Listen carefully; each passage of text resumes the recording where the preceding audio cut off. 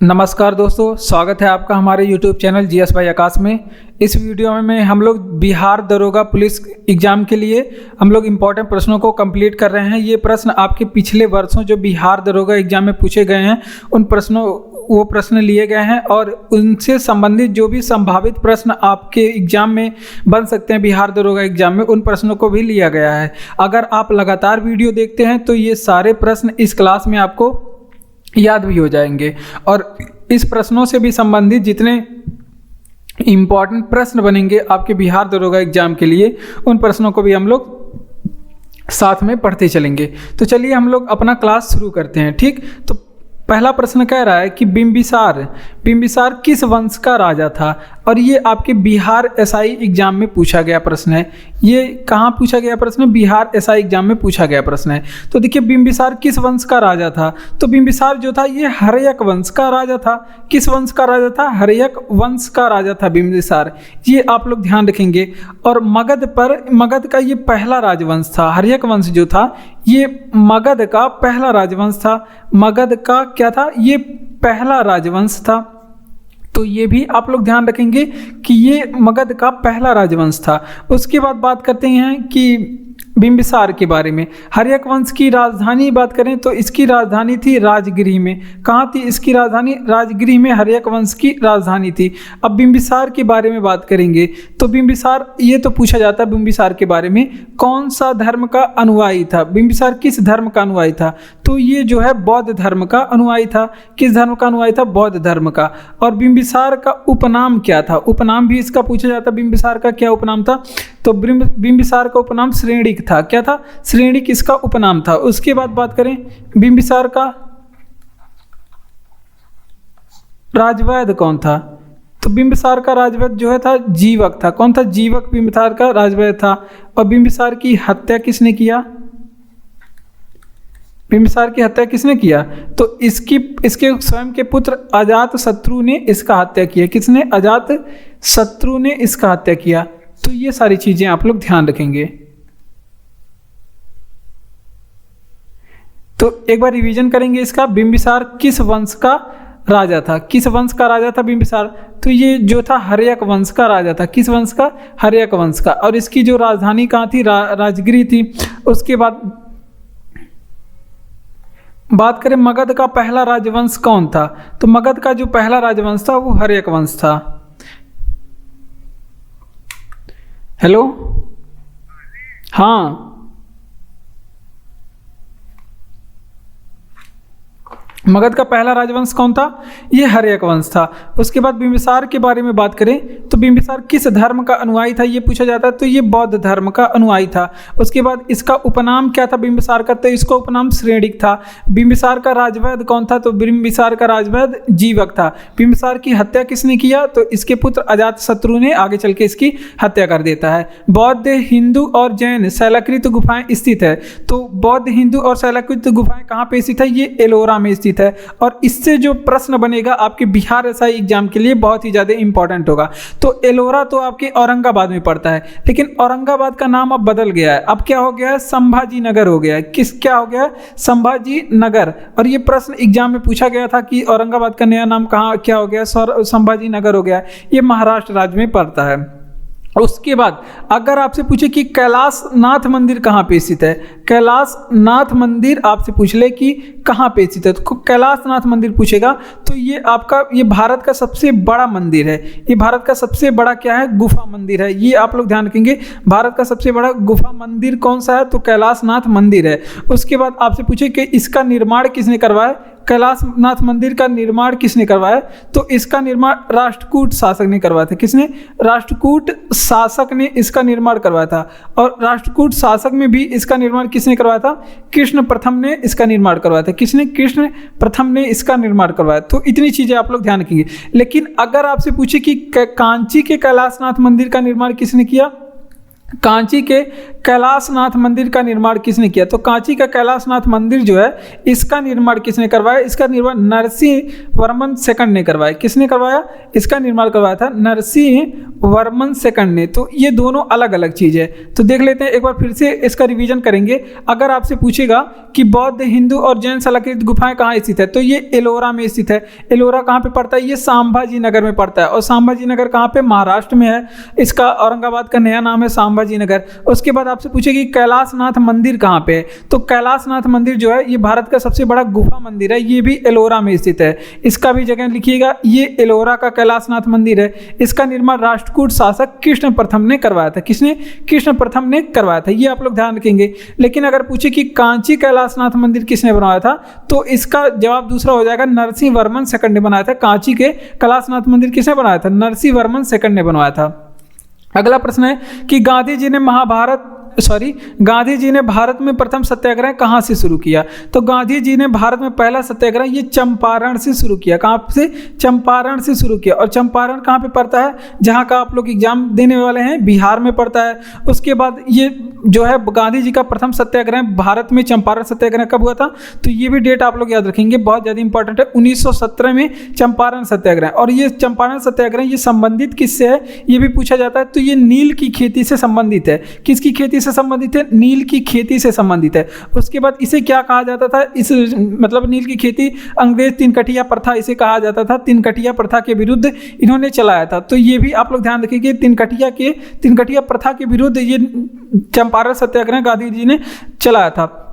और चंपारण सत्याग्रह के लिए ये पूछा जाता है कि गांधी जी को आमंत्रण किसने किया? गांधी जी को किसने बुलाया कि आप यहाँ पे आइए और जो भी अंग्रेजों पे जो भी शोषण हो रहा है उसका जो है उस पर कुछ निवारण करिए? तो राजकुमार शुक्ल ने इन्हें बुलाया था। किसने? राजकुमार शुक्ल ने इन्हें बुलाया था। तो ये भी ध्यान रखेंगे। उसके बाद आपसे पूछे कि चंपारण सत्याग्रह में कौन कौन से स्वतंत्रता सेनानी शामिल थे? तो एक तो आपको डॉक्टर राजेंद्र प्रसाद याद रखना, ये शामिल थे। डॉक्टर राजेंद्र प्रसाद इसमें शामिल थे। और एक लोग इनके साथ और थे, अनुग्रह नारायण सिंह थे। कौन थे? अनुग्रह नारायण सिंह थे। तो ये सारी चीजें आप लोग यहाँ से ध्यान रखेंगे। अनुग्रह नारायण सिंह, ये भी पूछा जाता है कौन कौन लोग इसमें शामिल थे, मतलब गांधी जी के अलावा भी। तो गांधी जी ने मतलब किसने और साथ दिया था गांधी जी का भारत में प्रथम सत्याग्रह? तो भारत में अगर प्रथम सत्याग्रह तो चंपारण बताएंगे, बिहार वाला। नहीं तो 1906 में एक बार सत्याग्रह किए थे, ये भी दक्षिण अफ्रीका में किए थे। कितना? कहाँ पे? दक्षिण अफ्रीका में। तो ये भी आप लोग ध्यान रखेंगे। भारत में 1917 में। और संबंधित किससे था? ये नील की खेती से संबंधित था। किससे? नील की खेती से, जिसे क्या कहा जाता था? जिसे तिनकटिया प्रथा कहा जाता था। और आमंत्रण किसने किया गांधी जी को इस सत्याग्रह के? तो राजकुमार शुक्ल ने गांधी जी को आमंत्रण किया तिनकटिया प्रथा के विरुद्ध जो भी आंदोलन था उसको चलाने के लिए। उसके बाद आपसे पूछे कि राजेंद्र प्रसाद इसमें शामिल थे और अनुग्रह नारायण सिंह भी इसमें शामिल थे। तो अगर आपको ये वीडियो अच्छा लग रहा हो तो वीडियो को लाइक करिए, चैनल सब्सक्राइब करके हमारे साथ जुड़ जाइए इसी तरह के और भी वीडियो पाने के लिए।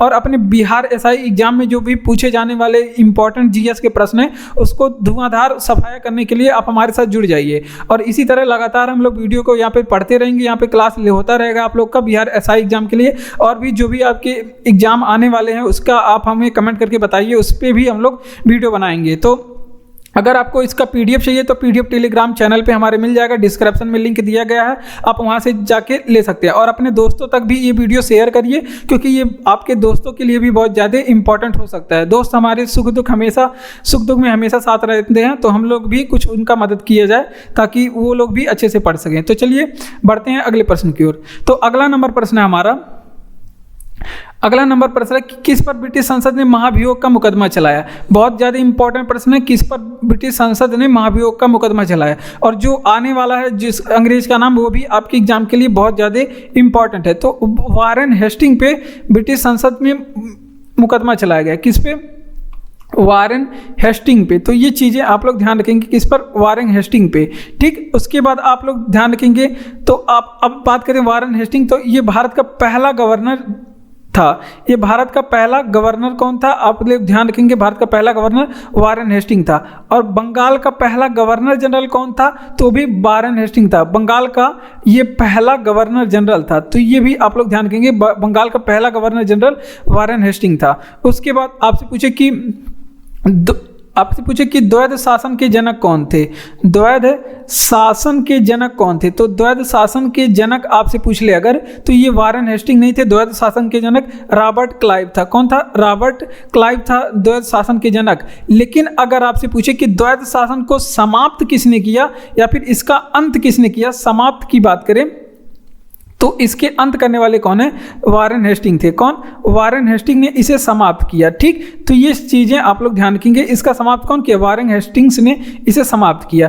तो ये इंपॉर्टेंट चीज़ हो जाता है आपके एग्जाम के लिए, बिहार एसआई एग्जाम के लिए। तो देखिए किस पर ब्रिटिश संसद में महाभियोग का मुकदमा चलाया गया, तो वारेन हेस्टिंग पे ब्रिटिश संसद पे महाभियोग का मुकदमा चलाया गया। उसके बाद ये पहला गवर्नर था। उसके बाद बंगाल का पहला गवर्नर जनरल भी इसे ही बनाया गया था। बंगाल का ये पहला गवर्नर जनरल भी होता है। द्वैध शासन के जनक के रूप में जाना जाता है रॉबर्ट क्लाइव को। रॉबर्ट क्लाइव को क्या जाना जाता है? द्वैध शासन के जनक के रूप में। लेकिन अगर आपसे पूछे कि द्वैध शासन को समाप्त किसने किया, तो वारेन हेस्टिंग ने द्वैध शासन को समाप्त किया। वारेन हेस्टिंग्स ने द्वैध शासन को समाप्त किया। और अगला प्रश्न है जो आपके बिहार एसआई एग्जाम के लिए बहुत ही ज़्यादा इंपॉर्टेंट है, और ये शायद आपके बिहार एसआई एग्जाम में पूछा गया प्रश्न है। ये आपके बिहार एसआई एग्जाम में पूछा गया प्रश्न है, तो ये भी आप लोग ध्यान रखेंगे, ये भी ध्यान देते हुए चलेंगे। तो देखिए भारतीय स्टेट बैंक की स्थापना कब हुई, तो ये तो आप लोग ध्यान रखेंगे, इसकी स्थापना 1955 में, ये डेट एकदम सही है, आप लोग बताएंगे। उसके बाद भारतीय स्टेट बैंक की कुछ इतिहास देखते हैं। सबसे पहले था बैंक ऑफ बंगाल था, बैंक ऑफ बंगाल, जिसकी स्थापना कब हुई थी? 1806 में। बैंक ऑफ बंगाल की स्थापना 1806 में। फिर उसके बाद एक बैंक और था, bank of Bombay, bank of Bombay, जिसकी स्थापना हुई थी 1940 में। इसकी स्थापना 1940 में। फिर उसके बाद बैंक ऑफ मद्रास था, बैंक ऑफ मद्रास, इसकी स्थापना हुई थी 1943 में। कब हुई थी इसकी स्थापना? 1943 में। इन तीनों को आपस में मिलाया गया और उसके बाद इसको क्या किया गया? इंपीरियल बैंक के रूप में बनाया गया। एक बैंक बनाया गया जिसका नाम रखा गया इंपीरियल बैंक। तीनों बैंक को मिला के इंपीरियल बैंक बनाया गया। और कब बनाया गया? तो वही 1921 में। तीनों को मिला करके इंपीरियल बैंक बनाया गया। और इंपीरियल बैंक का यहाँ पे लिखते हैं, आगे चल के क्या हो गया? 1 जुलाई 1955 में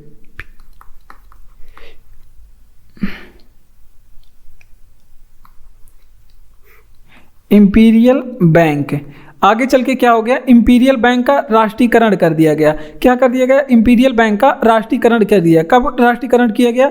तो 1 जुलाई 1955 को इसकी राष्ट्रीयकरण किया गया, 1 जुलाई 1955 को।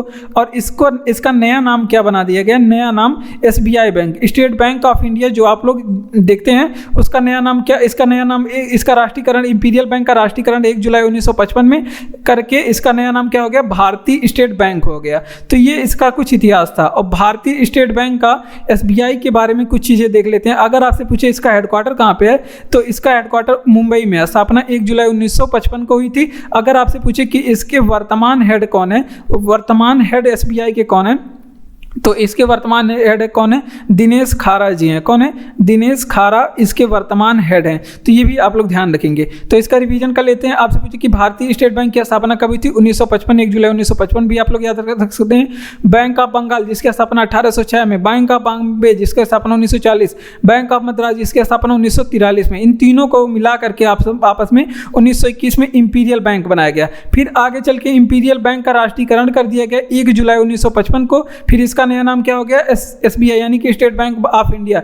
SBI का हेडक्वार्टर पूछेगा तो मुंबई में। वर्तमान हेड पूछा जाता है, दिनेश खारा जी हैं। आपसे पूछेगा कि रानी लक्ष्मीबाद कहाँ पे स्थित है, तो रानी लक्ष्मीबाद जो है ये बेतवा नदी पे स्थित है। किस नदी पे? बेतवा नदी पे स्थित है रानी लक्ष्मीबाद। और भी कुछ बात है, आपसे पूछे कि बेतवा नदी पे और कौन सी बात है, तो आप लोग ध्यान रखेंगे परीक्षा बांध भी बेतवा नदी पे स्थित है। परीक्षा बांध बेतवा नदी पे, इतने डीप में तो वैसे पूछेगा नहीं परीक्षा बांध।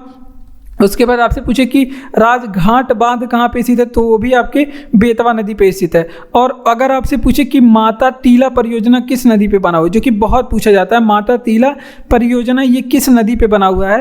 माता टीला परियोजना, तो ये बेतवा नदी पे बना हुआ है। किस नदी पे? बेतवा नदी पे बना हुआ है माता टीला परियोजना। उसके बाद आपसे पूछे कि बेतवा नदी के बारे में, तो बेतवा नदी के बारे में आपसे अगर पूछे कि उद्गम कहाँ से हुआ है, तो बेतवा नदी का जो उद्गम है ये विंध्याचल पर्वत के पास से हुआ है। किस पर्वत से?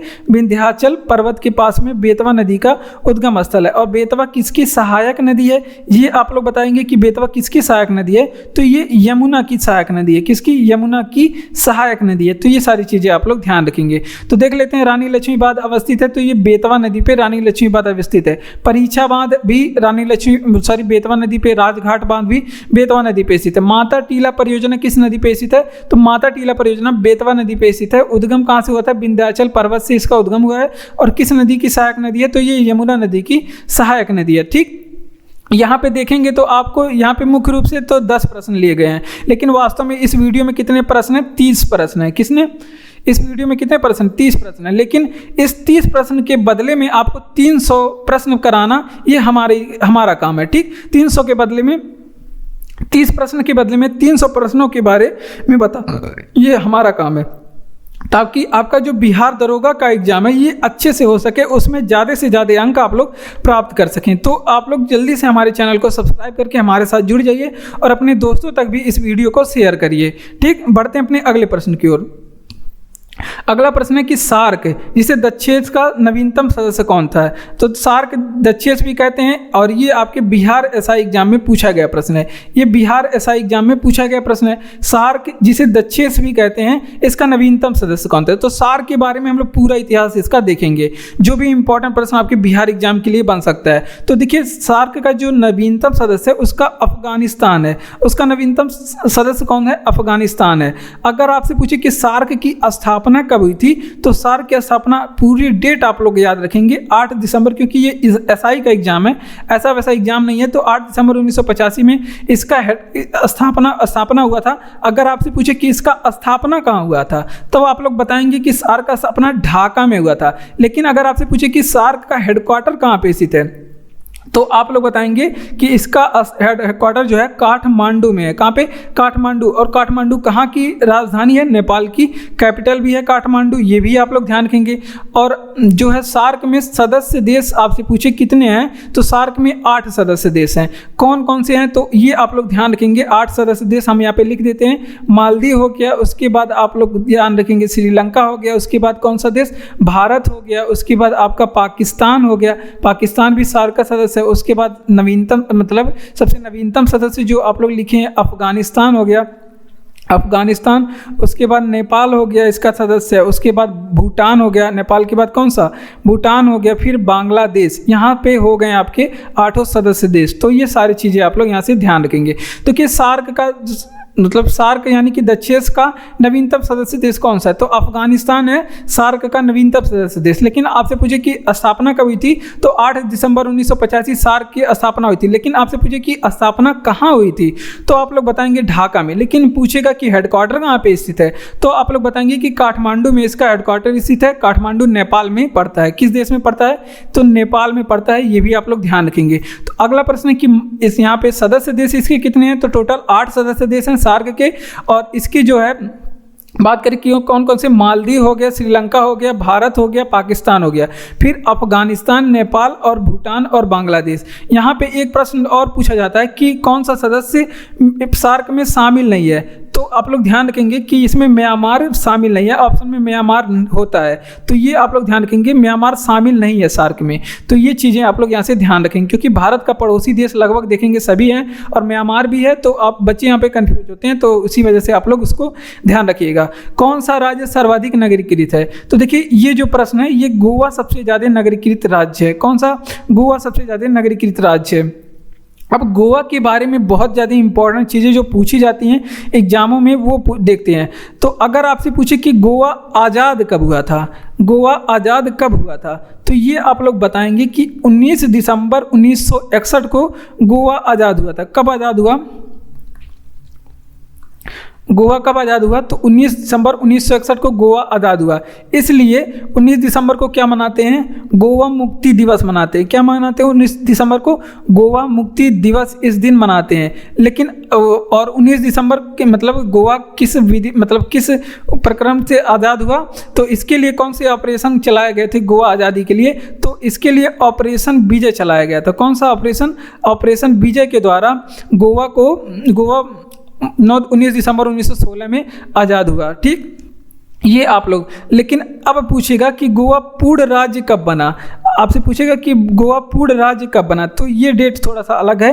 गोवा 30 मई 1987 को पूर्ण राज्य बना था। 30 मई 1987 को गोवा पूर्ण राज्य बना था। और 30 मई के दिन क्या मनाते हैं? गोवा स्थापना दिवस मनाते हैं। क्या मनाते हैं? गोवा स्थापना दिवस 30 मई के दिन मनाते हैं। ये आप लोग ध्यान रखेंगे।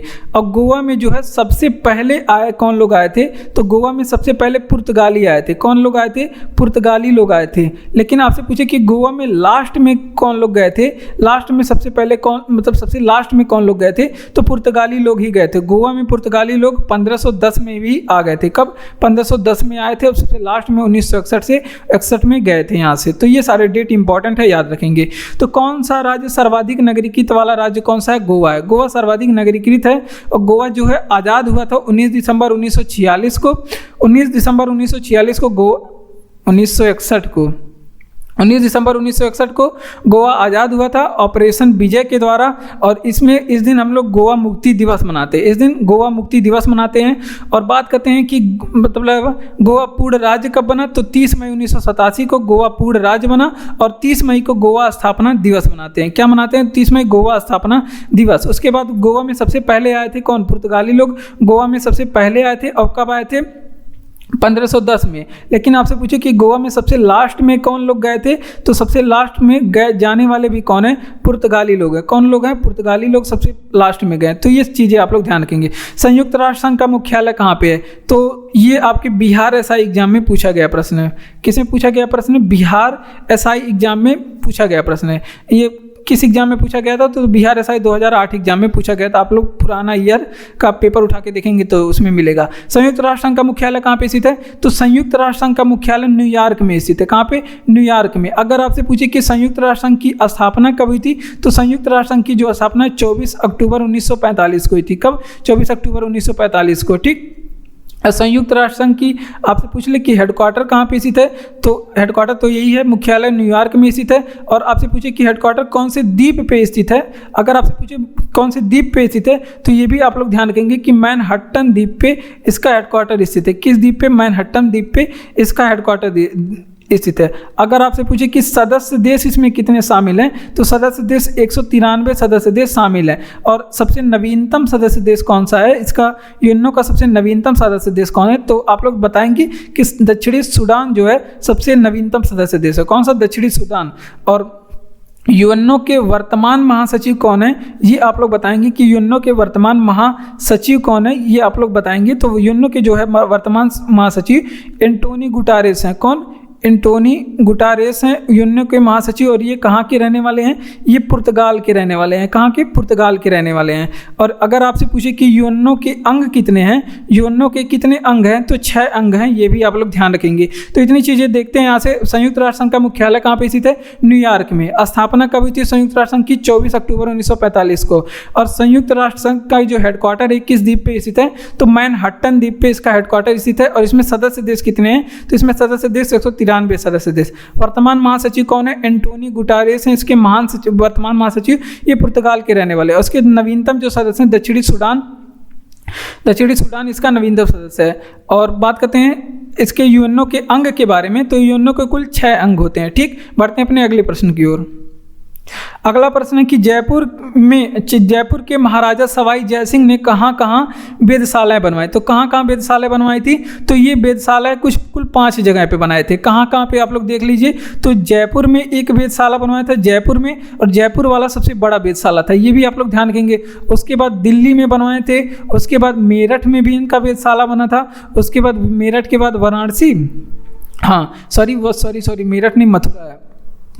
मथुरा में बनवाए थे। कहाँ पे? मथुरा में। उसके बाद वाराणसी में बनवाए थे, वाराणसी। उसके बाद उज्जैन में भी बनवाए थे। कहाँ पे? उज्जैन में। तो ये आपके 5 जगह इन्होंने वेधशालाएं बनवाई थी। और इन वेधशालाओं को क्या कहा जाता था? इन वेधशालाओं को जंतर मंतर कहा जाता था। क्या? जंतर मंतर इसे कहा जाता है। क्या कहा जाता है? जंतर मंतर के नाम से इसे जाना जाता है। ठीक, अब बात करते हैं कुछ इंपॉर्टेंट प्रश्नों के बारे में। अगर आपसे पूछे कि जयपुर की स्थापना किसने किया, जयपुर की स्थापना किसने किया, तो यही सवाई राजा जयसिंह ने किया। जयपुर की स्थापना सवाई राजा जयसिंह ने किया, जयपुर की स्थापना। ठीक, तो ये भी आप लोग ध्यान रखेंगे कि जयपुर की स्थापना सवाई राजा जयसिंह ने। जयपुर को पिंक सिटी के नाम से भी जाना जाता है। अब एक प्रश्न और इंपॉर्टेंट याद नोट करेंगे आप लोग, पुरंदर की संधि किनके बीच में हुई? तो पुरंदर की संधि भी आप लोग याद रखेंगे कब हुई, तो ये 1665 में हुई पुरंदर की संधि। और किसके बीच में हुई? तो ये जयसिंह और शिवाजी के बीच में, जयसिंह एंड शिवाजी के बीच में पुरंदर की संधि हुई। तो ये चीज़ें आप लोग यहाँ से ध्यान रखेंगे। तो ये आपके इंपॉर्टेंट प्रश्न हैं जो बिहार एसआई एग्जाम के लिए हो सकते हैं। जयपुर के महाराजा सवाई राजा जयसिंह कहाँ कहाँ वेधशाला बनवाई? कुल 5 जगह। एक जयपुर में बनवाया, तो जो सबसे बड़ा था। दिल्ली में भी बनवाया गया, जंतर मंतर के नाम से भी जाना जाता है इन वेधशालाओं को। वाराणसी में बनवाया और उज्जैन में बनवाया। ठीक, जयपुर की स्थापना किसने किया? सवाई राजा जयसिंह ने जयपुर की स्थापना अपने नाम पे किया। जयपुर, इसे पिंक सिटी भी कहते हैं। पुरंदर की संधि 1665 में जयसिंह और शिवाजी के बीच में, राजा जयसिंह और शिवाजी के बीच में हुई। तो इतनी चीज़ें आप लोग यहाँ से ध्यान रखेंगे। शिवाजी को किसने कैद कर लिया था? तो देखिए इंपॉर्टेंट प्रश्न है, शिवाजी को किसने कैद कर लिया? और ये बिहार आपके एसआई एग्जाम में पूछा गया प्रश्न। बिहार एसआई 2008 में प्रैक्टिस सेट उठा के देखें, अब उसमें पूछा गया था। तो शिवाजी को औरंगजेब ने कैद किया था। किसने? शिवाजी को औरंगजेब ने कैद किया था। ये कब की कैद किया था? 1666 में कैद कर लिया था। और ये शिवाजी को ये कहाँ पे रखा था, ये भी पूछा जाता है कि औरंगजेब ने शिवाजी को कैद करके कहाँ पे रखा था? तो ये जो है जयपुर भवन में रखा था। कहाँ पे? जयपुर भवन में इसे कैद करके रखा था। शिवाजी को औरंगजेब ने जयपुर भवन में कैद करके रखा था। ठीक, अब कुछ शिवाजी के बारे में इंपॉर्टेंट प्रश्न हो जाए तो शिवाजी के बारे में आपसे पूछे कि शिवाजी को सबसे पहले तो यही पूछा जाता है कि यहाँ पे जन्म हमेशा हमारा गलत हो जाता है। तो अगर आपसे पूछे कि शिवाजी का जन्म कब हुआ था, तो 1627 में शिवाजी का जन्म हुआ था। और कहाँ पे? शिवनेर के दुर्ग में शिवाजी का जन्म हुआ था। कहाँ पे? शिवनेर के दुर्ग में शिवाजी का, शिवनेर के दुर्ग में शिवाजी का जन्म हुआ था। उसके बाद शिवाजी के बारे में और इम्पोर्टेंट प्रश्न पूछा जाता है, इन्होंने 2 कर लागू किया। कितने कर? 2 कर के बारे में आप लोग ध्यान रखेंगे। इन्होंने 2 कर लागू किया, एक तो चौथ नामक कर लागू किया और एक सरदेश मुखी नामक कर लागू किया। चौथ और सरदेश मुखी नामक कर ये शिवाजी ने लागू किया। तो ये भी आप लोग ध्यान रखेंगे। शिवाजी का आपसे पूछे कि अंतिम सैन्य अभियान कौन था? शिवाजी का अंतिम सैन्य अभियान कौन था? तो शिवाजी का जो अंतिम सैन्य अभियान था वो कर्नाटक का सैन्य अभियान था। कर्नाटक का जो सैन्य अभियान था सबसे ज़्यादा शिवाजी ने कई सैन्य अभियान की, लेकिन सबसे इम्पॉर्टेंट है, मतलब लास्ट वाला, पहला वाला सबसे ज़्यादा इम्पॉर्टेंट होता है। तो अंतिम वाला जो था वो कर्नाटक का था। शिवाजी को किसने कैद कर लिया था? औरंगजेब ने शिवाजी को कैद कर लिया था। उसके बाद शिवाजी को कैद करके इसने जयपुर भवन में रखा। कहाँ पे? जयपुर भवन में रखा। शिवाजी का जन्म कहाँ पे हुआ था? तो शिवाजी का जन्म 1627 में शिवनेर के दुर्ग में शिवाजी का जन्म हुआ था। 1627 में शिवनेर के दुर्ग में शिवाजी ने 2 कर लागू किए, एक चौथ नामक और एक सरदेश मुखी नामक कर लागू किए। शिवाजी का अंतिम जो सैन्य अभियान था वो कर्नाटक का सैन्य अभियान था। औरंगजेब ने 1666 में शिवाजी को कैद कर लिया था। तो इतनी चीज़ें आप लोग यहां से नोट करेंगे कॉपी में। वैश्विक तापमान के लिए सर्वाधिक उत्तरदायी गैस कौन सा है? तो वैश्विक तापमान के लिए सर्वाधिक उत्तरदायी गैस कौन सा है? तो वैश्विक तापमान के लिए तो कई गैसें उत्तरदायी हैं। वैश्विक तापमान, इसे ग्लोबल वार्मिंग कहते हैं। तो सबसे पहले तो यही लिखिए कि वैश्विक तापमान को क्या कहा जाता है? तो इसे ग्लोबल वार्मिंग भी कहा जाता है। क्या कहा जाता है? ग्लोबल वार्मिंग भी कहा जाता है। और वैश्विक तापमान के लिए सबसे ज़्यादा कार्बन डाइऑक्साइड ज़्यादा जिम्मेदार होता है। उसके बाद इसके लिए और भी गैस जिम्मेदार होती है, मीथेन, जिसे क्या कहते हैं? CH4 कहते हैं। मीथेन को क्या कहते हैं? CH4 कहते हैं। ये भी आप लोग ध्यान रखेंगे। क्लोरोफ्लोरोकार्बन भी बहुत ज़्यादा इंपॉर्टेंट होता है इसके लिए। ठीक, तो ये भी आप लोग, इतनी चीज़ें गैसें आप लोग याद रखेंगे। मुख्य रूप से ग्लोबल वार्मिंग इसे कहा जाता है। ठीक, अगर आपसे पूछे कि सूखी बर्फ या फिर सूखी बर्फ या फिर इसे क्या कहा जाता है? ड्राई आइस कहा जाता है। ड्राई आइस, ठीक, सूखी बर्फ या फिर ड्राई आइस, इसको क्या कहा जाता है? तो इसको ठोस कार्बन डाइऑक्साइड कहा जाता है। क्या कहा जाता है? ठोस कार्बन डाइऑक्साइड कहा जाता है। तो ये आप लोग ध्यान रखेंगे, ठोस कार्बन डाइऑक्साइड। तो यहाँ पे एक पेज लिखते हैं। अगर आपसे पूछे कि अग्निशामक में कौन सी चीज़ें उपयोग की जाती हैं, अग्निशामक में कौन सी गैस का उपयोग किया जाता है, तो अग्निशामक में जो है ये मीथेन गैस, अग्निशामक में भी कार्बन डाइऑक्साइड गैस होता है। कौन सा? अग्निशामक, जो आग बुझाई जाती है उसमें कौन सा गैस होता है, मतलब कौन सा गैस उपयोग किया जाता है? तो इसमें कार्बन डाइऑक्साइड होता है। कौन सा? कार्बन डाइऑक्साइड गैस होता है। ठीक, ये आप लोग ध्यान रखेंगे। उसके बाद आपसे पूछे कि सीएनजी में कौन सी गैस होती है, तो सीएनजी में, या फिर आपसे पूछे कि बायोगैस में कौन सी गैस होती है, बायोगैस में कौन सी गैस होती है, तो इसमें मीथेन गैस होता है। मीथेन, तो मीथेन का हमने फार्मूला बताया, इसे मार्स गैस भी कहते हैं, इसे मार्स गैस भी कहते हैं। ये भी आप लोग ध्यान रखेंगे, फार्मूला हमने CH4 बताया इसका।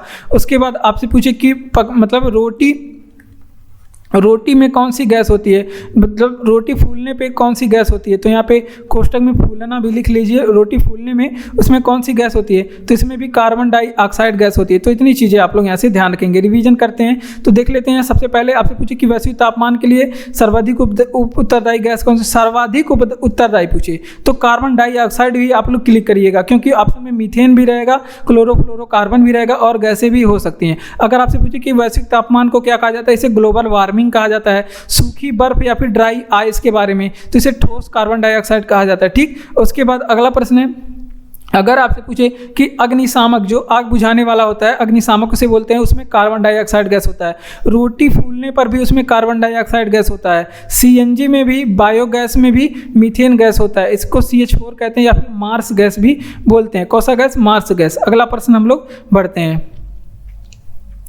कह रहा है कि किसने कुतुब मीनार के निर्माण में योगदान दिया, तो ये प्रश्न आपके इम्पॉर्टेंट प्रश्न है।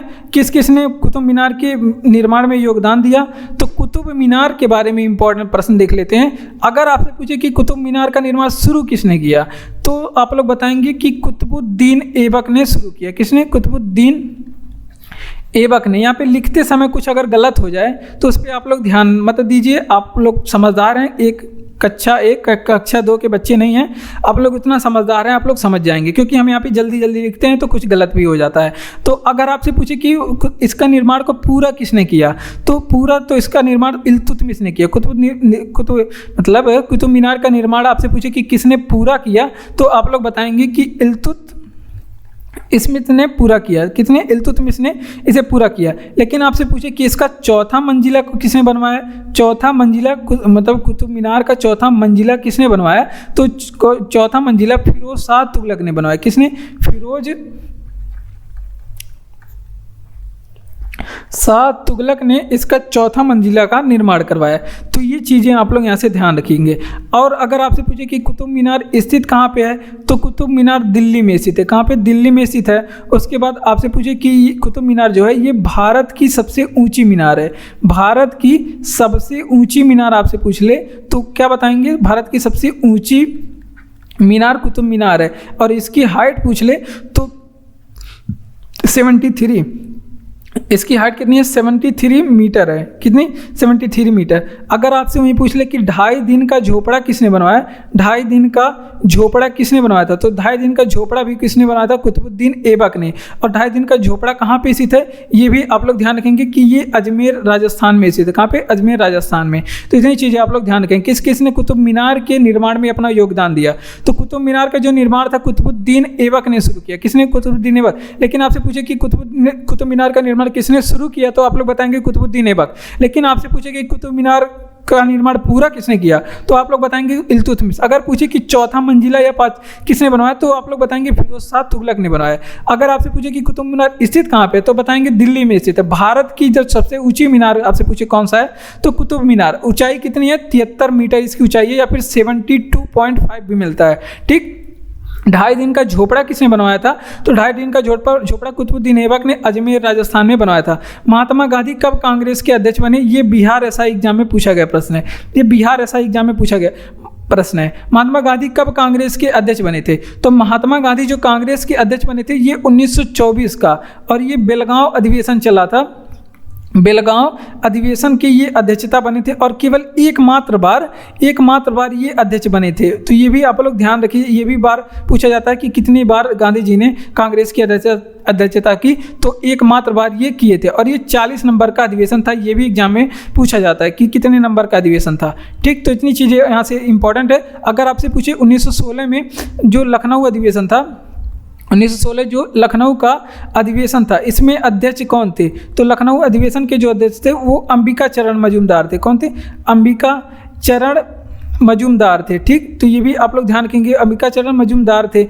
अगर आपसे पूछे कि 1919 में, क्यों 1919 इंपॉर्टेंट है ये भी बता रहे हैं, मतलब 1919 में कौन अध्यक्ष थे, तो ये भी आप लोग ध्यान रखेंगे, मोतीलाल नेहरू। और 1919 हमारे लिए बहुत ज़्यादा इंपॉर्टेंट है, क्योंकि 1919 में आप लोग बताएंगे कि कौन सा अधिनियम आया था। ये आप लोग कमेंट बॉक्स में कमेंट करके बताएंगे। आप लोग एक भी प्रश्न कम बताते नहीं हैं, तो ये आप लोग बताएंगे कि कौन सा अधिनियम आया था। ये हमने बताया भी है। अगर आप लोग बताएंगे नहीं तो हम लोग कैसे जानेंगे कि आप लोग कितना पढ़ रहे हैं कितना नहीं। ओजोन परत के क्षयीकरण का कारण क्या है? तो देखिए, ओजोन परत का क्षयीकरण का जो कारण है, आंसर यहाँ पे लिखिए, वो क्या है? तो देखिए, ओजोन परत के जो क्षयीकरण का कारण बताया जाता है वो क्लोरोफ्लोरोकार्बन बताया जाता है। क्या? क्लोरोफ्लोरोकार्बन के कारण ओजोन परत के क्षरण हो गया है। ठीक, तो ये भी आप लोग ध्यान रखेंगे। और ओजोन परत आपसे पूछे कि स्थित कहाँ पे है, तो ओजोन परत बताएंगे कि समताप मंडल में स्थित है। समताप किस मंडल में, आपसे पूछे कि वायुमंडल में किस मंडल में ओजोन परत स्थित है, तो समताप मंडल में स्थित है। और ओजोन परत को इसे क्या कहा जाता है? ओजोन परत को तो इसे पर्यावरण की छतरी कहते हैं। क्या कहते हैं? पर्यावरण की छतरी। आपसे ये पूछा जाता है एग्जाम में कि किसे कहते हैं, तो ओजोन परत को भी कहते हैं। ओजोन परत में एक छिद्र हो गया है। ठीक, और ये पूछा जाता है कहाँ पे हो गया है, तो अंटार्कटिका के ऊपर इसमें छिद्र हो गया। कहाँ के? अंटार्कटिका के ऊपर इसमें एक छिद्र हो गया। और ओजोन परत के छिद्र को आपसे पूछेगा कि पता किसने लगाया था, तो फोरमैन नामक व्यक्ति ने इसका पता लगाया था। किसने? फोरमैन नामक व्यक्ति ने इसका पता लगाया था। और बताते हैं, अगर आपसे पूछे कि मॉन्ट्रियल प्रोटोकॉल कहाँ पे हुआ था, तो मॉन्ट्रियल जो प्रोटोकॉल है वो 16 सितंबर, इंपॉर्टेंट है आपके एग्जाम के लिए, 16 सितंबर 1987 को हुआ था। मॉन्ट्रियल प्रोटोकॉल 16 सितंबर 1987 को। इसलिए हम लोग क्या मनाते हैं? 16 सितंबर को ओजोन दिवस मनाते हैं। कब? कौन सा दिवस? ओजोन दिवस कब मनाते हैं? 16 सितंबर के दिन मनाते हैं। ये आपके एग्जाम के लिए बहुत ज़्यादा इंपॉर्टेंट है, तो इसका भी रिवीजन हम लोग नहीं किए क्या अब तक? महात्मा गांधी कब कांग्रेस के अध्यक्ष बने? तो 1924 का जो बेलगांव अधिवेशन था, बेलगांव अधिवेशन उसमें 40 नंबर का था, और 1924 वाले अधिवेशन में ये अध्यक्षता किए। और महात्मा गांधी का एकमात्र ये अधिवेशन था जिसमें महात्मा गांधी जी अध्यक्षता किए। ठीक, अगला प्रश्न है कि 1916 के लखनऊ अधिवेशन के अध्यक्ष कौन रहे? तो बहुत ज़्यादा इंपॉर्टेंट है। 1916 का लखनऊ अधिवेशन अंबिका चरण मजूमदार थे। और 1919 में अध्यक्ष कौन रहे? तो मोतीलाल नेहरू, जो 1919 का अधिवेशन था उसमें अध्यक्ष रहे। और बात करें 1919 में कौन सा अधिनियम आया था, तो ये तो आप लोग कमेंट बॉक्स में ही करके बताएंगे। और अगला प्रश्न है, अगर आपसे पूछे कि ओजोन परत के क्षयीकरण का कारण क्या है, तो ओजोन परत के क्षयीकरण का कारण क्या है? क्लोरोफ्लोरोकार्बन है ओजोन परत के क्षयीकरण का कारण। लेकिन आपसे पूछे कि ओजोन परत स्थित कहाँ पे है, तो ये समताप मंडल में स्थित है। ओजोन परत को क्या कहा जाता है? तो इसे पर्यावरण की छतरी कहते हैं। और ओजोन परत में वर्तमान समय में एक छिद्र हो गया है, वो पूछा जाता है कि छिद्र कहाँ पे बना है, तो ये अंटार्कटिका महाद्वीप, मतलब अंटार्कटिका महासागर के ऊपर बना हुआ है। ओजोन परत में एक छिद्र बन गया है, इसका पता किसने लगाया था? तो फोरमैन ने इसका पता लगाया था। मॉन्ट्रियल प्रोटोकॉल जो कि 16 सितंबर 1987 को हुआ था, ये पूछा जाता है कि मॉन्ट्रियल प्रोटोकॉल किससे संबंधित है, तो ये आप लोग ध्यान रखेंगे, ओजोन परत संरक्षण से संबंधित है। किससे? ओजोन परत संरक्षण से संबंधित है। और 16 सितंबर को इसी दिन हम लोग कौन सा दिवस मनाते हैं? ओजोन दिवस, इसीलिए ही मनाया जाता है। बढ़ते हैं अपने अगले प्रश्न की ओर। अगला प्रश्न है कि अगर आपको चैनल मतलब वीडियो अच्छा लग रहा हो तो चैनल को सब्सक्राइब करके हमारे साथ जुड़ जाइए, लाइक करिए, वीडियो को शेयर भी करिए अपने दोस्तों तक। अगर आप कमेंट करके बताते हैं कि वीडियो आपको कैसा लगा तो हमें बहुत ही अच्छा लगेगा। PDF आपको टेलीग्राम चैनल पे मिल जाएगा, इसके लिए आपको डिस्क्रिप्शन में लिंक दिया गया है। आप हमारे टेलीग्राम चैनल पर जाएंगे, उसे ज्वाइन करेंगे तो आपको PDF मिल जाएगा।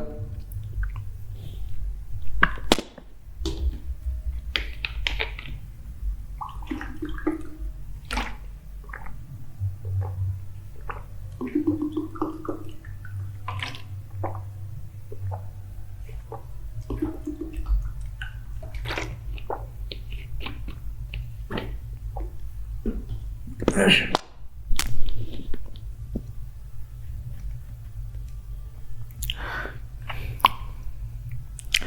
अगला प्रश्न है कि बंगाल विभाजन किस वर्ष हुआ था, और ये आपका बिहार एसआई एग्जाम में पूछा गया प्रश्न है। तो बंगाल विभाजन कब हुआ था, तो 1905 में हुआ था बंगाल विभाजन। और इस बंगाल विभाजन को और किस नाम से जाना जाता है, ये भी आप लोग ध्यान रखेंगे, किसे क्या कहा जाता है, तो इसे बंग भंग आंदोलन भी कहा जाता है।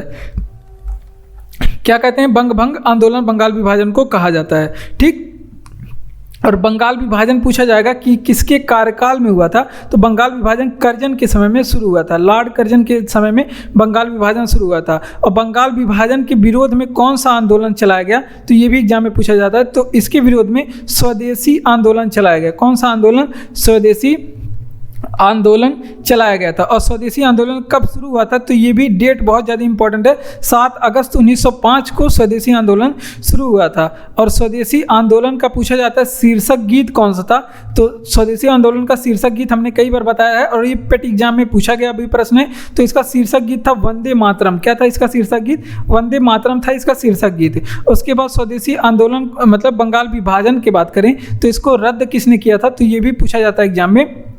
तो इसे हार्डिंग सेकंड के द्वारा, लॉर्ड हार्डिंग सेकंड के द्वारा इसे रद्द किया गया। ये सभी प्रश्न इंपॉर्टेंट प्रश्न है आपके एग्जाम की दृष्टि से।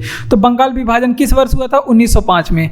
और इसे क्या कहा जाता था, इसे बंग भंग आंदोलन भी कहा जाता है। क्या कहा जाता है, बंग भंग आंदोलन। और किसके समय में बंगाल का विभाजन हुआ, कर्जन के समय में बंगाल विभाजन हुआ। और बंगाल विभाजन रद्द किसने किया, लॉर्ड हार्डिंग सेकंड ने इसे रद्द किया था। स्वदेशी, इसके विरोध में, बंगाल विभाजन के विरोध में स्वदेशी आंदोलन चलाया गया 7 अगस्त 1905 को। शीर्षक गीत इसका कौन सा, वंदे मातरम इसका शीर्षक गीत था। और ये पेट एग्जाम में पूछा गया प्रश्न है। डेसिबल किसकी इकाई है, तो डेसिबल जो है वो आपकी ध्वनि की इकाई है, ध्वनि की इकाई है। ठीक, अब ध्वनि का वेग देखते हैं अलग अलग माध्यम में। अगर आपसे पूछे कि ध्वनि का वेग, तो ध्वनि का वेग कितना होता है, तो 332 मीटर प्रति सेकंड होता है। कितना, 332 मीटर प्रति सेकंड।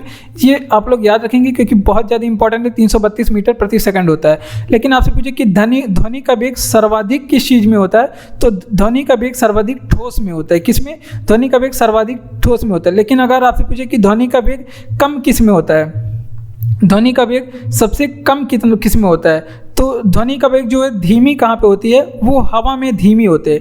लेकिन अगर आपसे पूछे कि ध्वनि का वेग शून्य किस में होता है, टोटल बिल्कुल शून्य आपसे पूछ ले कि शून्य ध्वनि का वेग किस में होता है, तो ये आप लोग बताएंगे कि ध्वनि का वेग निर्वात में शून्य होता है। यानी कि निर्वात में, अंतरिक्ष में निर्वात होता है तो वहाँ पे एक दूसरे से लोग बात नहीं कर सकते, तो निर्वात में शून्य होता है। अब आप लोग बोलेंगे कि मैसेज वहाँ पे मतलब क्या बोलते हैं, व्हाट्सअप कर सकते हैं कि नहीं, तो निर्वात में शून्य होता है। ठीक, उसके बाद आपसे पूछे कि ध्वनि के बारे में इंपॉर्टेंट प्रश्न, ध्वनि, तो इसके बारे में, ध्वनि के बारे में पूछ लेते हैं। अगर आपसे पूछे कि ध्वनि की प्रकृति कैसी होती है, ध्वनि जो तरंग है इसकी प्रकृति कैसी होती है, तो ये अनुदैर्ध्य तरंग होती है। कैसी, ये अनुदैर्ध्य तरंग होती है। ठीक, उसके बाद आपसे पूछे कि ध्वनि जो है वो ताप बढ़ाने पे ध्वनि पे क्या असर पड़ता है, ताप बढ़ाने पे ध्वनि पे क्या असर पड़ता है, तो अगर ताप अधिक रहेगा तो ध्वनि का जो चाल है वो क्या हो जाएगी,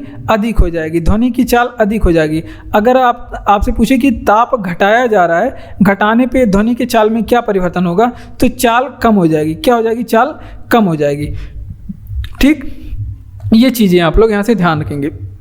तो ध्वनि से जो आपके एग्जाम के लिए इंपॉर्टेंट प्रश्न हो सकते थे 5-7, वो हमने आपको नोट करा दिए। तो देखिए आप लोग नोट करेंगे, आपसे पूछेगा कि डेसिबल किसकी इकाई है सॉरी, तो डेसिबल किसकी इकाई है, तो डेसिबल जो है ध्वनि की इकाई है। अब ध्वनि का वेग देखते हैं कितना होता है, 332 मीटर प्रति सेकंड। कितना, 332 मीटर प्रति सेकंड होता है ध्वनि का वेग। अब सर्वाधिक किस चीज़ में होता है ध्वनि का वेग, ठोस में, और कम सबसे किस में होता है, हवा में। और अगर आपसे पूछे कि ध्वनि का वेग शून्य किस चीज़ में होता है, तो निर्वात में ध्वनि का वेग शून्य होता है। बात करते हैं ध्वनि की प्रकृति कैसी होती है, तो ये अनुदैर्ध्य होती है। ताप बढ़ाने पे ध्वनि की चाल क्या होती है, अधिक होती है, और ताप घटाने पे ध्वनि की चाल क्या हो जाती है, कम हो जाती है। संयुक्त बैठक कौन बुलाता है, तो संयुक्त बैठक जो है राष्ट्रपति जी बुलाते हैं, और ये आपके बिहार एसआई एग्जाम में पूछा गया प्रश्न है। ये बिहार एसआई एग्जाम में पूछा गया प्रश्न है। संयुक्त बैठक राष्ट्रपति जी बुलाते हैं, किस अनुच्छेद का प्रयोग करके बुलाते हैं, तो अनुच्छेद नंबर 108 का प्रयोग करके बुलाते हैं। तो ये आप लोग ध्यान रखेंगे। और संयुक्त अधिवेशन क्यों बुलाया जाता है, ये भी तो आपसे कोई पूछ सकता है कि क्यों बुलाते हैं, संयुक्त अधिवेशन क्यों बुलाते हैं। तो जब क्या हो जाएगा, राज्यसभा और लोकसभा, इसमें क्या हो जाएगा, राज्यसभा और लोकसभा में क्या हो जाएगा, मतभेद हो जाएगा, तब संयुक्त अधिवेशन बुलाते हैं। राज्यसभा और लोकसभा में मतभेद होने पे संयुक्त अधिवेशन बुलाते हैं। और पूछा जाता है कि संयुक्त अधिवेशन में अध्यक्षता कौन करता है, तो संयुक्त अधिवेशन में अध्यक्षता हमेशा लोकसभा स्पीकर करता है, यानी कि लोकसभा अध्यक्ष करता है इसकी अध्यक्षता। संयुक्त अधिवेशन जो है ये किस देश के संविधान से लिया गया है, ये भी तो पूछ सकता है। तो ये आप लोग बताएंगे कि ऑस्ट्रेलिया के संविधान से संयुक्त अधिवेशन लिया गया है। और संयुक्त अधिवेशन अब तक भारत में कितनी बार लग चुका है, तो अब तक 3 बार लग चुका है। कब कब, 1961 में, एक बार 1978 में, और एक बार 2002 में। और 1961 वाला लगा था ये दहेज प्रथा का कुछ मामला था। 1978 में जो लगा था ये बैंकिंग का मामला था। किसका मामला था, बैंकिंग का। और 1961 वाला था ये जो दहेज का मामला था। और ये 2002 वाला था ये आतंकवाद का मामला था। किसका, आतंकवाद का मामला था। तो ये 3 बार लग चुका है। ठीक, तो देख लेते हैं, आपसे पूछेगा कि संयुक्त बैठक कौन बुलाता है, राष्ट्रपति बुलाते हैं अनुच्छेद 108 का प्रयोग करके। और राष्ट्रपति क्यों बुलाते हैं संयुक्त बैठक, जब राज्यसभा और लोकसभा में क्या हो जाता है, मतभेद हो जाता है, तो राष्ट्रपति संयुक्त अधिवेशन बुलाते हैं। और संयुक्त अधिवेशन की अध्यक्षता कौन करता है, तो लोकसभा स्पीकर करता है संयुक्त अधिवेशन की अध्यक्षता। और जो संयुक्त अधिवेशन है ये किस देश के संविधान से लिया गया है, तो संयुक्त अधिवेशन जो है ऑस्ट्रेलिया के संविधान से लिया गया है। अब तक कुल कितनी बार संयुक्त अधिवेशन लग चुका है, 3 बार, 1961, 1978 और 2002 में। 1961 वाला दहेज प्रथा का मामला था, 1978 में बैंकिंग सुधार का मामला था, और 2002 वाला जो था वो आतंकवाद से संबंधित मामला था। इतनी चीज़ें आप लोग याद रखेंगे तो आपको एग्जाम में प्रश्न मिल सकता है। यहाँ से बढ़ते हैं अपने अगले प्रश्न की ओर।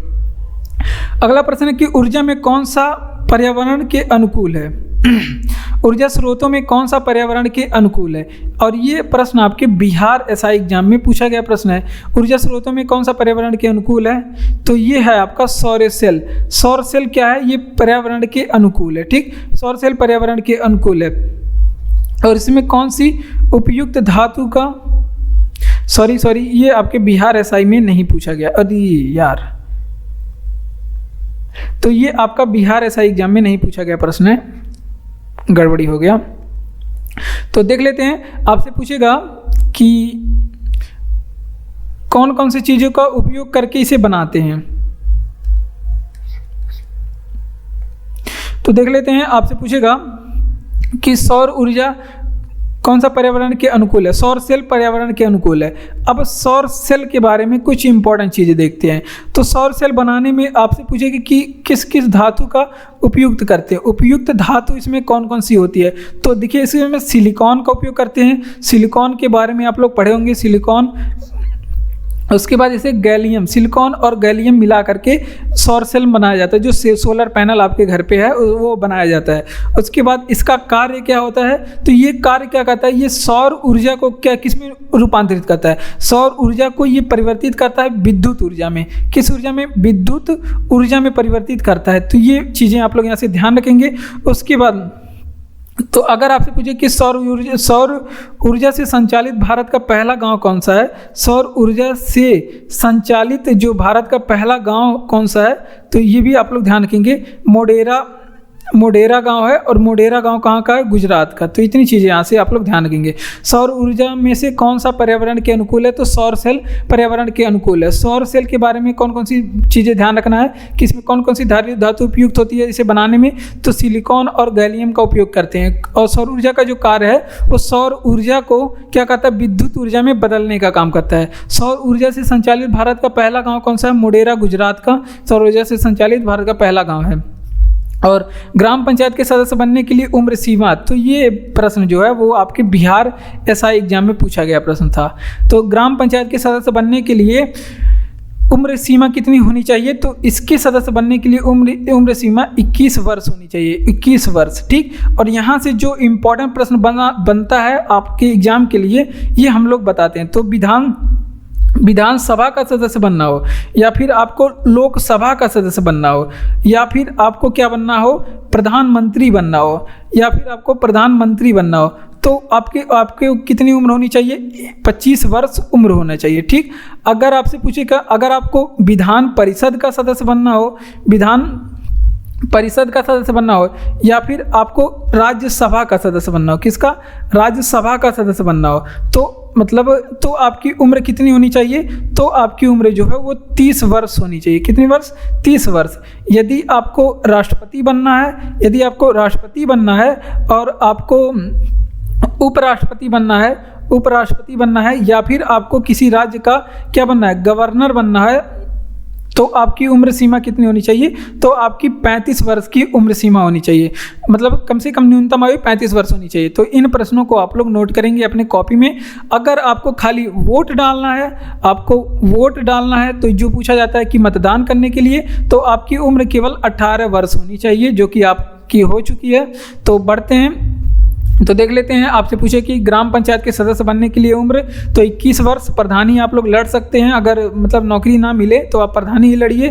तो अब देखिए, विधानसभा अगर वोट डालना हो, मतदान के लिए 18 वर्ष होनी चाहिए। विधानसभा या फिर लोकसभा या फिर प्रधानमंत्री बनना है तो 25 वर्ष उम्र होनी चाहिए। विधान परिषद का सदस्य बनना हो या फिर राज्य के मतलब राज्यसभा का सदस्य बनना हो तो आपका उम्र 30 वर्ष होनी चाहिए। राष्ट्रपति बनना है, उपराष्ट्रपति बनना है, गवर्नर बनना है तो आपकी उम्र 35 वर्ष होनी चाहिए। इन प्रश्नों को आप लोग ध्यान रखेंगे। जर्मन सिल्वर में चांदी का परसेंट तो 0% होता है। नाम तो जर्मन सिल्वर है लेकिन सिल्वर इसमें 0% होता है। अब बताते हैं इसमें कौन कौन सी चीजें होती है जर्मन सिल्वर में।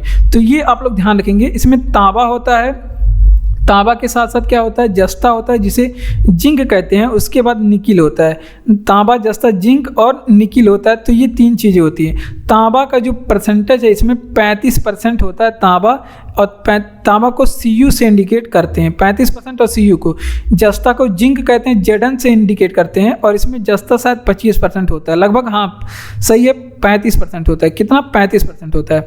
अब जस्ता इसमें 35%, अब बाकी बचा निकिल 15% होता है, और इसका सिंबल Ni होता है। निकिल इसमें 15% होता है। तो इतनी चीज़ें यहाँ पे होता है। अब सिल्वर के बारे में बात ही हो रही है तो ये एक चीज़ आप लोग ध्यान रखेंगे, विद्युत का सबसे अच्छा चालक कौन सा होता है। विद्युत का सबसे अच्छा चालक कौन सा होता है, तो विद्युत का सबसे अच्छा चालक सिल्वर होता है। कौन होता है, विद्युत का सबसे अच्छा चालक सिल्वर होता है, यानी कि क्या होता है, चांदी होता है विद्युत का सबसे अच्छा चालक। ठीक, तो ये आप लोग ध्यान रखेंगे। वहीं आपसे पूछे कि फोटोग्राफी में किस चीज़ का प्रयोग करते हैं, फोटोग्राफी में किस चीज़ का, तो इसमें सिल्वर ब्रोमाइड का प्रयोग करते हैं। किसमें, सिल्वर ब्रोमाइड का प्रयोग करते हैं फोटोग्राफी में। ये आप लोग ध्यान रखेंगे। अगर आपसे पूछे कि चांदी के अयस्क कौन कौन से हैं, यानी कि सिल्वर के अयस्क कौन कौन से हैं, तो एक तो ध्यान रखेंगे आप लोग Ruby silver,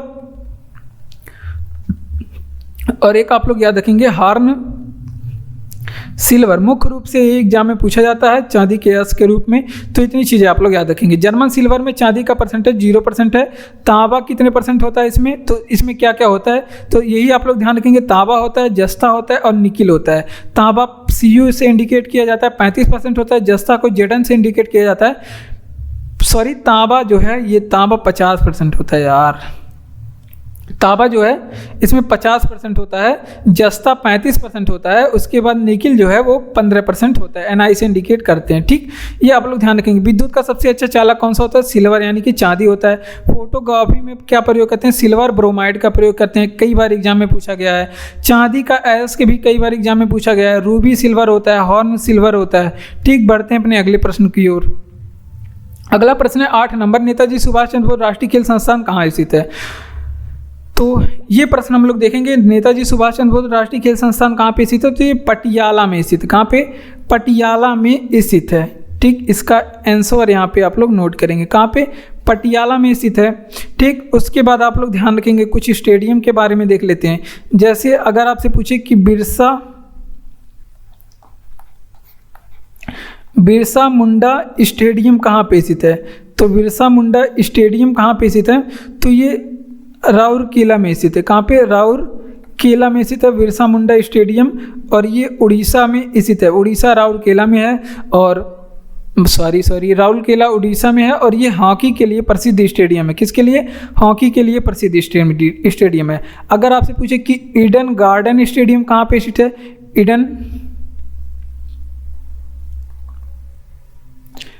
Eden garden stadium कहाँ पे स्थित है, तो ईडन गार्डन जो स्टेडियम है ये कोलकाता में स्थित स्टेडियम है। कहाँ पे? कोलकाता स्टेडियम। क्योंकि ये जो इम्पोर्टेंट है वो हम आपको बता रहे हैं। ये किसके लिए है? ये क्रिकेट के लिए इम्पोर्टेंट, ये क्रिकेट के लिए फेमस है। उसके बाद एक एग्जाम में भी रिसेंटली पूछा गया था कि चिन्ना स्वामी क्रिकेट स्टेडियम कहाँ पे स्थित है। चिन्ना स्वामी स्टेडियम कहाँ पे स्थित है, तो कि चिन्ना स्वामी जो स्टेडियम है वो बेंगलुरु में स्थित है। कहाँ पे? बेंगलुरु। जो बच्चे लगातार मतलब हमसे पढ़ रहे हैं उनको ये सारे प्रश्न याद भी हो गए होंगे, क्योंकि ये सभी प्रश्न रिपीट करते रहते हैं, ठीक, मतलब आते जाते रहते हैं। तो बात करते हैं सुभाष चंद्र बोस राष्ट्रीय खेल संस्थान कहाँ पे स्थित है, पटियाला उत्तर प्रदेश में स्थित है। सॉरी पटियाला आप लोग बताएंगे कहाँ पे स्थित है। बिरसा मुंडा स्टेडियम कहाँ पे स्थित है, राउरकेला उड़ीसा में है, ये हॉकी के लिए है। ईडन गार्डन स्टेडियम कहाँ पे स्थित है, तो ईडन गार्डन जो स्टेडियम है वो कोलकाता में स्थित है, क्रिकेट का है। चिन्ना स्वामी क्रिकेट स्टेडियम बेंगलुरु में है, ये भी क्रिकेट का ही है। नील नदी किसके किनारे विकसित है, नील नदी किनारे विकसित सभ्यता, तो नील नदी के किनारे, यहाँ पे की होना चाहिए, नील नदी के किनारे विकसित सभ्यता, और ये आपके बिहार ऐसा एग्जाम में पूछा गया प्रश्न है। आप साथ में अनुमान भी लगाते चलिए कि किस तरह के एग्जाम में प्रश्न पूछे जाते हैं। तो नील नदी के किनारे विकसित सभ्यता कौन सी थी, तो नील नदी के किनारे जो विकसित सभ्यता थी वो मिस्र की सभ्यता थी। कहाँ की सभ्यता? मिस्र की सभ्यता थी। मिस्र को क्या कहा जाता है? इसे नील नदी का वरदान कहा जाता है। क्या कहा जाता है? नील नदी का वरदान कहा जाता है मिस्र को, ये आप लोग ध्यान रखेंगे। और नील नदी क्या है, तो ये विश्व की सबसे लंबी नदी है। ये क्या है? विश्व की सबसे लंबी नदी कौन सी है, तो ये आप लोग ध्यान रखेंगे। विश्व की सबसे लंबी नदी कौन सी है? नील नदी है, विश्व की सबसे लंबी नदी है, ठीक। उसके बाद अगर आपसे पूछे कि नील नदी का उद्गम कहाँ से हुआ है, तो नील नदी का जो उद्गम है वो विक्टोरिया झील से हुआ है। कहाँ पे? विक्टोरिया झील से हुआ है नील नदी का उद्गम। और नील नदी की जो लंबाई अगर आपसे पूछे तो आप लोग बताएंगे कितने, 6650 किलोमीटर नील नदी की लंबाई है। कितनी? 6650 किलोमीटर। और नील नदी के बारे में बात करेंगे, ये किस मतलब महाद्वीप में स्थित है, तो ये अफ्रीका महाद्वीप में स्थित है। जबकि अगर आपसे पूछे कि मतलब नील नदी पे एक बांध भी बना हुआ है, तो ये भी आप लोग ध्यान रखेंगे। आसवान बांध आपसे पूछे कि कहाँ पे बना हुआ है, आसवान बांध ये किस नदी पे बना हुआ है, तो वो भी नील नदी पे बना हुआ है। अगर आपसे पूछे कि विश्व की सबसे बड़ी नदी का नाम क्या है, तो विश्व की जो सबसे बड़ी नदी है उसका नाम है अमेजन।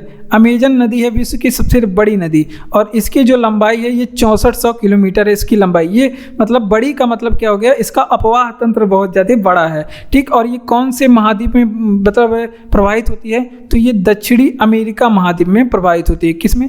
दक्षिणी अमेरिका महाद्वीप में प्रवाहित होती है, ठीक। देख लेते हैं नील नदी किस मतलब नील नदी के किनारे विकसित सभ्यता कौन सी? मिस्र की सभ्यता नील नदी के किनारे विकसित है। और नील नदी का वरदान किसे कहते हैं, तो नील नदी का जो वरदान है, नील नदी का वरदान किसे कहते हैं, तो मिस्र को कहते हैं नील नदी का वरदान। और नील नदी जो है विश्व की सबसे लंबी नदी है। कौन सी? नील नदी विश्व की सबसे लंबी नदी है, अफ्रीका में स्थित है। और बात करते हैं नील नदी का जो उद्गम कहाँ से होता है, विक्टोरिया झील अफ्रीका में है, तो यहाँ से उद्गम होता है, विक्टोरिया झील से नील नदी का उद्गम। इसकी लंबाई जो है 6650 किलोमीटर है। आसवान बांध किस नदी पे स्थित है, तो आसवान बांध ये नील नदी पे स्थित है। विश्व की सबसे बड़ी नदी पूछे तो अमेजन नदी है विश्व की सबसे बड़ी नदी, दक्षिण अमेरिका का नदी है, 6400 किलोमीटर इसकी लंबाई है। जसपाल राणा किस खेल से संबंधित है, और ये आपके बिहार एसआई एग्जाम में पूछा गया प्रश्न है। बिहार एसआई एग्जाम में पूछा गया प्रश्न है। जसपाल राणा जो थे ये निशानेबाजी से संबंधित है। किससे? निशानेबाजी से संबंधित थे जसपाल राणा। निशानेबाजी से भी एग्जाम में प्रश्न पूछा जाता है। अब निशानेबाजी के परिसर को क्या कहा जाता है, ये आप लोग बताएंगे। तो यहाँ से परिसर वगैरह भी एग्जाम में पूछे जाते हैं। निशानेबाजी के जो परिसर है उसे रेंज कहा जाता है। अगर आपसे पूछे कि बुल्स आई नामक शब्द किससे संबंधित है, बुल्स आई नामक जो शब्द है ये किससे संबंधित है, तो ये भी आपके निशानेबाजी से संबंधित है। बुल्स आई नामक शब्द ये किससे संबंधित है? तो वो भी निशानेबाजी से संबंधित है। अब कुछ खिलाड़ियों के बारे में देखते हैं और उनका खेल देखते हैं। तो अगर आपसे पूछे कि ध्यानचंद, मेजर ध्यानचंद ये किस खेल से संबंधित है? बहुत ज़्यादा फेमस हैं मेजर ध्यानचंद। उस दिन हम इनके जन्मदिन पे हम लोग राष्ट्रीय खेल दिवस भी मनाते हैं। और ये मेजर ध्यानचंद जो है ये हॉकी के प्रसिद्ध खिलाड़ी हैं, हॉकी के जादूगर कहा जाता है। अगर आपसे पूछे कि सरदार सिंह किसके खिलाड़ी हैं, सरदार सिंह किस खेल के खिलाड़ी हैं? तो वो भी हॉकी के खिलाड़ी हैं सरदार सिंह।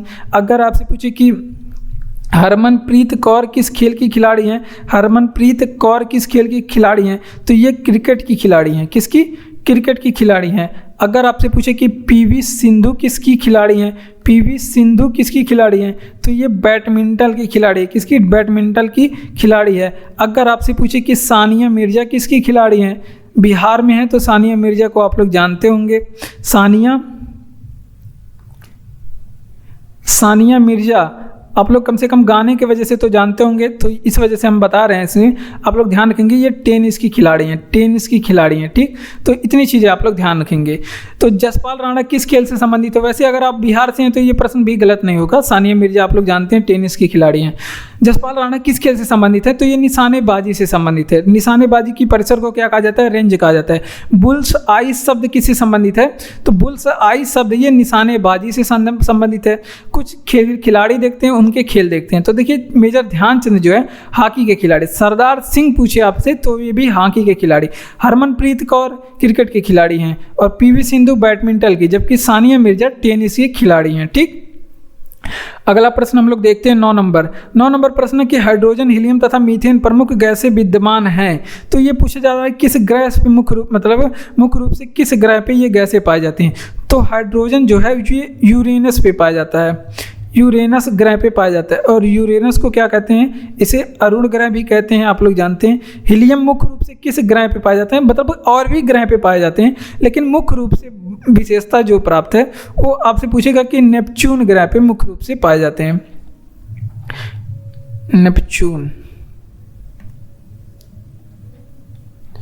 नेपच्यून ग्रह पे पाए जाते हैं।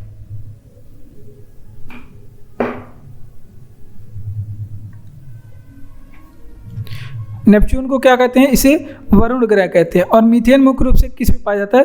प्लूटो पे पाया जाता है। मीथेन ग्रह किस पे? प्लूटो पे पाया जाता है। ठीक, प्लूटो को ग्रह से श्रेणी से अब हटा दिया गया है, तो ये अब ग्रह नहीं रह गया। वर्तमान समय में ग्रह केवल 8 हैं, ये आप लोग ध्यान रखेंगे। ठीक, ग्रह वर्तमान समय कितने हैं? 8 है। कई लोग को तो पता भी नहीं होगा ये भी। अब देखते हैं तो यूरेनस जिसे अरुण ग्रह कहते हैं ये सौरमंडल का सबसे बड़ा ग्रह है। ओह सॉरी सौरमंडल का सबसे बड़ा ग्रह बृहस्पति है। और ये जो है सौरमंडल का तीसरे नंबर का सबसे बड़ा ग्रह है। ठीक, ये आप लोग ध्यान रखेंगे। अरुण के बारे में एक और विशेषता है, यहाँ पे लिख लेते हैं। अरुण ग्रह साथ में शुक्र ग्रह, अरुण ग्रह और शुक्र ग्रह जो चक्रण है, इनका जो चक्रण है ये पूर्व से पश्चिम दिशा की ओर होता है। ये किस दिशा से? पूर्व से पश्चिम दिशा की ओर ये चक्रण करते हैं, ये आप लोग ध्यान रखेंगे। बाकी जितने ग्रह होते हैं वो क्या करते हैं? वो पश्चिम से पूर्व करते हैं, यानी कि क्लॉकवाइज करते हैं, जबकि ये पूर्व से पश्चिम करते हैं, एंटी क्लॉकवाइज अरुण और शुक्र ग्रह का परिक्रमा होता है। ठीक, अब बात करते हैं नेपच्यून के बारे में। यहाँ पे इसी वजह से नहीं लिखे थे क्योंकि जगह कम पड़ जाता। ये 4th नंबर का सबसे बड़ा ग्रह है। नेपच्यून ग्रह सौरमंडल का 4th नंबर का सबसे बड़ा ग्रह है, ये आप लोग ध्यान रखेंगे। उसके बाद ये सर्वाधिक ठंडा ग्रह है। ये सर्वाधिक कैसा ग्रह है? ठंडा ग्रह है। सर्वाधिक गर्म ग्रह कौन सा? शुक्र ग्रह है। और सर्वाधिक मतलब तापांतर, मतलब सबसे ज़्यादा गर्म कौन हो जाता है, जल्दी से सबसे ज़्यादा ठंडा कौन हो जाता है? तो हो जाएगा वो आपका बुध ग्रह हो जाएगा। ठीक, और मतलब नेपच्यून को और किस नाम से जानते हैं? इसे हरा ग्रह भी कहते हैं, इसे हरा ग्रह भी कहते हैं नेपच्यून को। और एक चीज़ और याद रखेंगे, ये सबसे इसकी विशेषता है ये सूर्य से सबसे दूर ग्रह है। सूर्य से सबसे दूर ग्रह कौन सा है? नेपच्यून है। तो इतनी चीज़ें आप लोग ध्यान रखेंगे। तो देख लेते हैं, हाइड्रोजन, हीलियम, मीथेन क्रम से विद्यमान है। हाइड्रोजन यूरेनस पे मुख्य रूप से पाया जाता है, यूरेनस पे और भी ग्रह पे पाया जाता है, लेकिन मुख्य रूप से यूरेनस जिसे अरुण ग्रह कहते हैं। हीलियम जो है मुख्य रूप से नेपच्यून पे पाया जाता है, वरुण ग्रह कहते हैं। और मीथेन गैस प्लूटो पे पाया जाता है। ठीक, सौरमंडल का तीसरा सबसे बड़ा ग्रह कौन सा है? यूरेनस है। चौथा सबसे बड़ा ग्रह कौन सा है? नेपच्यून है, जिसे वरुण ग्रह कहते हैं। सर्वाधिक ठंडा ग्रह सौरमंडल का कौन सा? वरुण ग्रह है। लेकिन हरा ग्रह पूछे तो वो आपका मतलब नेपच्यून ग्रह है, ठीक। और सूर्य से सबसे दूर ग्रह कौन सा है? ये भी नेपच्यून ग्रह है। और अरुण और शुक्र के बारे में आप लोग ध्यान रखेंगे, इनका जो चक्रण है अरुण और शुक्र ग्रह का, ये पूर्व से पश्चिम दिशा में होता है। देखिए, अगर आपसे पूछे कि सौरमंडल का सर्वाधिक ठंडा ग्रह कौन सा है, सर्वाधिक पहले गर्म देखिए, तो सर्वाधिक गर्म पूछे तो उसका जवाब हो जाएगा शुक्र ग्रह सबसे गर्म है। लेकिन अगर आपसे पूछे कि सर्वाधिक ठंडा ग्रह कौन सा है, सौरमंडल का